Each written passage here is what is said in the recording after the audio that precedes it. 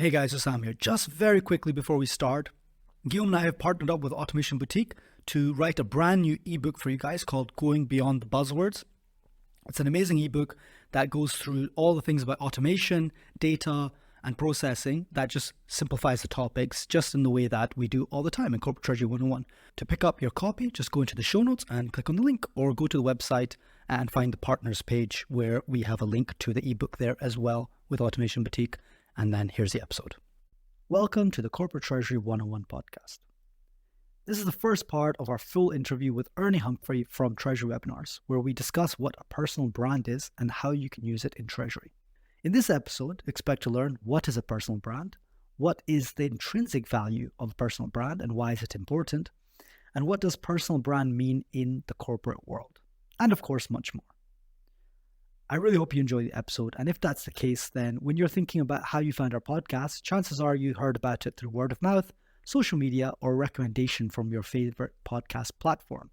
And with that is the only request we would ask of you, which is if you could really support us by heading to YouTube and subscribing to our YouTube channel, Corporate Treasury 101, it would mean the world to us and help a lot more people learn about Treasury.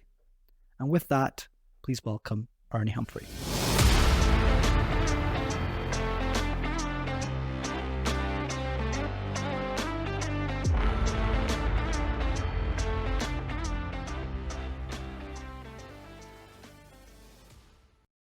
Ernie, thank you so much for joining us on the show. We are going to talk today about personal brands and how important it is in Treasury and how to actually develop a personal brand. Can we maybe start, it's Corporate Treasury 101, but let's do the 101 of everything. Can you start by explaining us what is a personal brand and what's the intrinsic value to it? Sure. I like to say, I like the word personal brand, but I often say professional brand. It gets people in the mindset. They're certainly intertwined together. The reason it's important is because it's like your personal commercial. Like in the US, we have the brand Coca-Cola. I like Coca-Cola. Yummy, yummy. It makes me happy. It makes me feel good. So for me, my brand is how I communicate the value to someone in working with me on any type of project. And so I think that's why it's important. Your professional brand powers your career success, whether you know it or not. It's important because your professional brand is on all the time. My podcast, your podcast, my brand is on. My brand, my jacket is part of my brand. So your brand exudes from you. So again, it's how you helps you make an impact. And if you don't take control of your brand, then it will be someone else's control on how they perceive you. There's a lot of dimensions to your brand that we'll talk about more.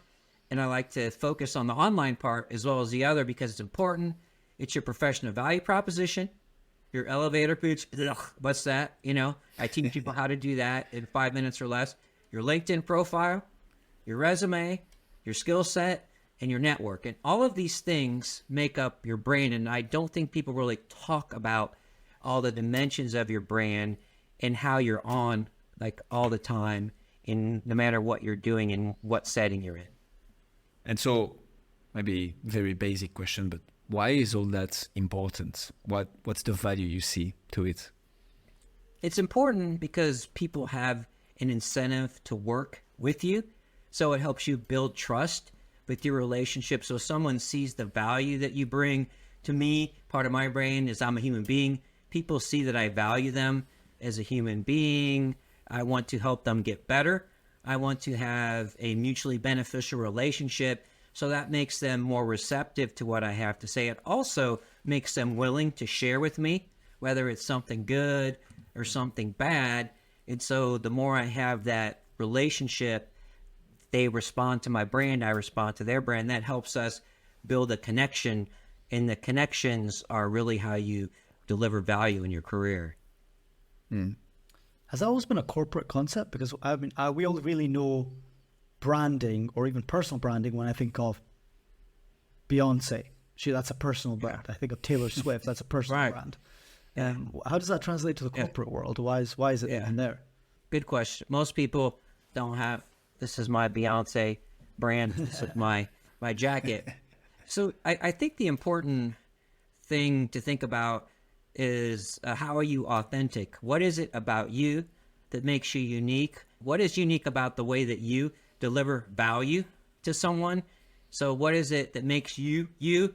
So I talk about this in terms of your value proposition. So I tell people, if I'm going to call people in your network, what are they going to tell me about you? What are the good things they're going to say about me?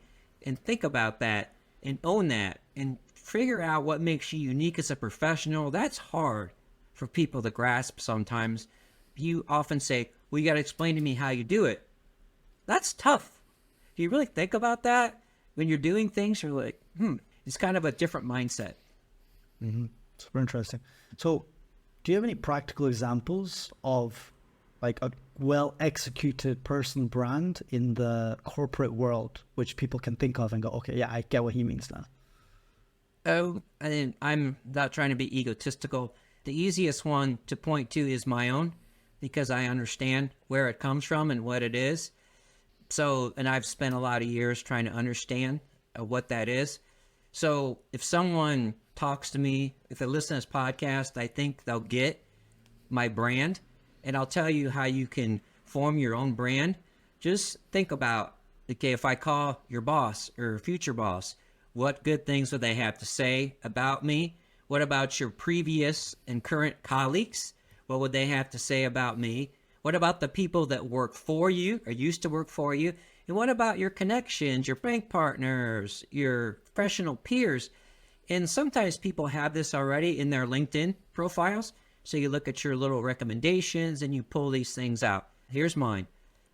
Ernie's a human being 24/7, no matter what. I have no business switch. Ernie comes to the table with passion and energy. I'm very vested in the success of all around me, all of those around me. I can lead and I can follow, and I take personal accountability for everything that I do. And that's it. And it's never the same. And I want people to think you get in the elevator and my brand is blah, blah, blah. It's like, no, it's part of the conversation. And what I like to tell people is your personal brand should be exuded. If I looked at your LinkedIn profile, if I look at your resume, if I see you speak, it starts to automatically come across as a part of the way you present yourself. It's super interesting. So, and I like the idea of using your personal brand throughout the theme of this episode, because you understand it and it's very deliberate by the sounds of it, which is really interesting. And that's really, I think, important. I don't think people are deliberate enough with their personal branding, right? So before we get into, your personal brand, treasury and whatnot, can you start with the results? So how have you seen your personal brand help you in your current activities, such as the Treasury Webinars and other things that you do? Yeah, I just think that for me, it's been a process over many years. So to me, the biggest indicator of an outside would just be that I have over 20,000 connections in Treasury and Finance. I don't have followers. I don't like the word followers. I really despise the word follow. I like people to connect with me. So that's one thing that's evident. It's also evident in how many thousands of people that I've been fortunate enough to have attend my webinars. The fact that I'm asked to speak as a subject matter expert quite often on webinars, and when I go to conferences, people know who I am. They remember who I am. And I also see that people appreciate the way that I do things in addition to what I deliver. I'm not perfect. That's part of my brand. I have passion, I have energy, and I care about what I do, and I have accountability. So when I get that back from people that I meet, that really shows me that what I'm doing matters. And so how did it play a role in your current activities, Ernie? Let's take the example of Treasury Webinars, if we can be very specific. Right. Because we're going to get into personal branding in Treasury, why should people develop one, how to develop it, and the potential result they will yield. But to stay on your practical example for now, how has it helped your business and your career to have such a well-defined and out there in the world personal brand, or professional brand, as you like to call it? Right. So I think that part of it is that there are things that I like to contribute. So I like to write articles, I like to do blogs, I like to do white papers, and I think having that brand with the Treasury audience, I think they trust what I have to say and how I have to say it. So that obviously is very helpful to me in my brand. So I have to continually figure out how to contribute. So I like to try and how do I contribute to the treasury and finance profession? And I never have charged anyone for any of my webinars, any of my content, anything, and that's going to continue. So I like to use this phrase more. You guys have had Paul Barnhurst on, and he does a much better job of communicating it and doing it. His philosophy is give first. And so I'm always working on that. So just having that philosophy of giving first. And the other thing that I've been able to do is when people reach out to me, I always tell them, I'll put as much effort into our relationship as you want to. And I think people see that and they value that. And I think those things come across as well in everything that I do and what I see in the results, which are far than perfect. I've done a lot of innovative things. They haven't worked. Some have, some haven't, but it's not going to stop me from trying to do something different because I see a lot. I interact with thousands of people and I just see, why doesn't someone try and do this? And rather than wait for someone else to do it, I want to go out there and do it first.